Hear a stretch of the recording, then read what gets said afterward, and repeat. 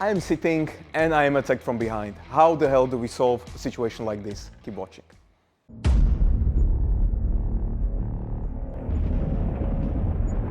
Hello all the warriors, welcome to another video of the series when it comes to fights. In the last video we were basically discussing the situation I am sitting and the person comes, starts striking me from the front. Today we are going to change it and it's going to be from behind. If you want to know the good context of this video, watch that video first so you know what we are talking about. But like I've said, the subject today is I am sitting and he attacks me surprisingly from behind. As you know, in the last video we discussed how much less strength you have when you are sitting and when I am standing. Even here is going to be the same. So for this instance, I'm just going to put my hands on the shoulder and Pierre is going to try to stand up. So here we go, I put my hands.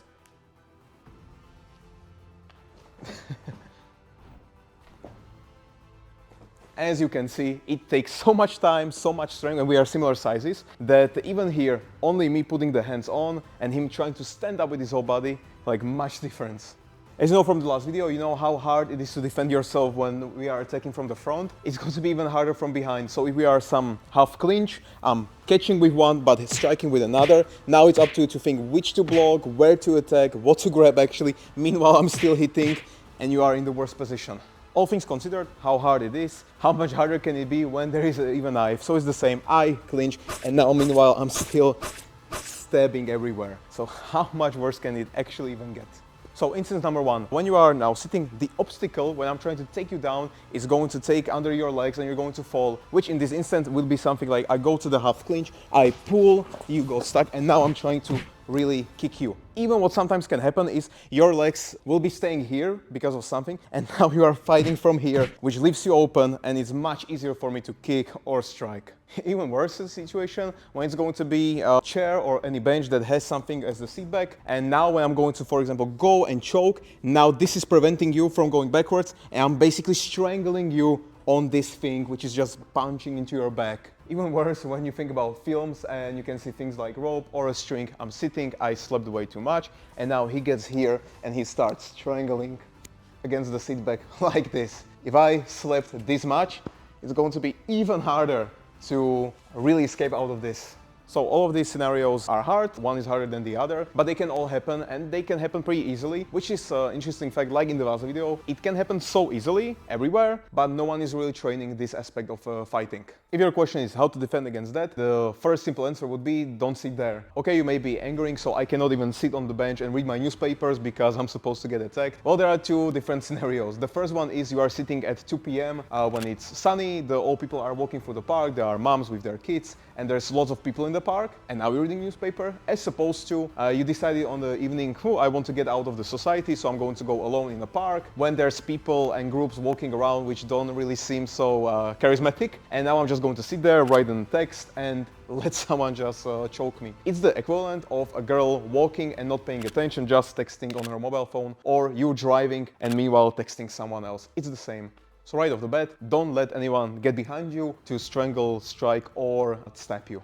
Right off the bat, when I'm going to be choking you or the attacker chokes you, it's not that much about the attacker, but the seat back that you have here. Most of the time it's going to be there because bench, chairs, and stuff like that. If me as an attacker right now don't really care that much about my head and I just leave it there, obviously, and I start choking and really leave my head, you can go for the head, just like you know from our previous videos, press on it, and this releases the first line, but you need to continue after.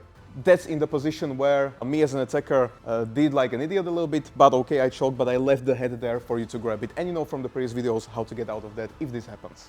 But let's say I will not just leave my head there and will try to hide it or pull it away. Now I'm not the opponent, but the seat back is the opponent. So besides fighting me, you need to fight this first. What we are talking about is I go for the choke, I start choking against this, and now I'm really taking the head away.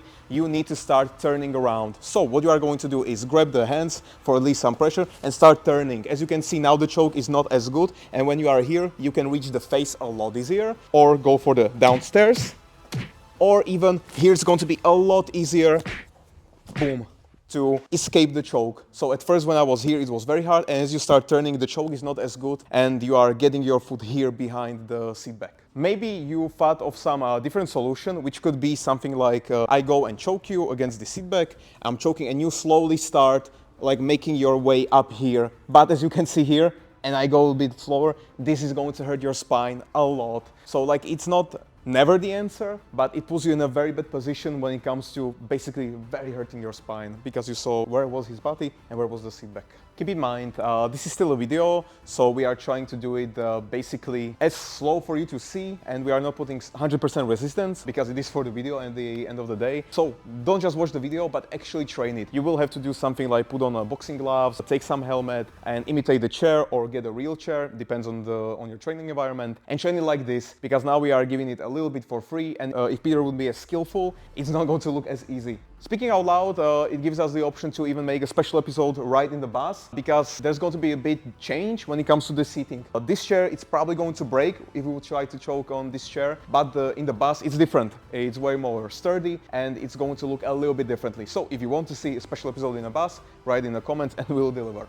Thank you for watching. We are at the end, so now it's up to you to share this video with as many people as you can, even those who train it, because it's a big difference between being choked on the mat during jiu-jitsu match and in real life against the bench, as you saw right now. So definitely share it. Maybe write us a comment if we forgot something. Is there anything else that can happen there? Or surprise us and you already train like this. That would be the best. Write us what you think about this whole video. Leave a like, subscribe to see more videos like this. We will see you in the next one in the fighting series. Thank you for watching. Bye.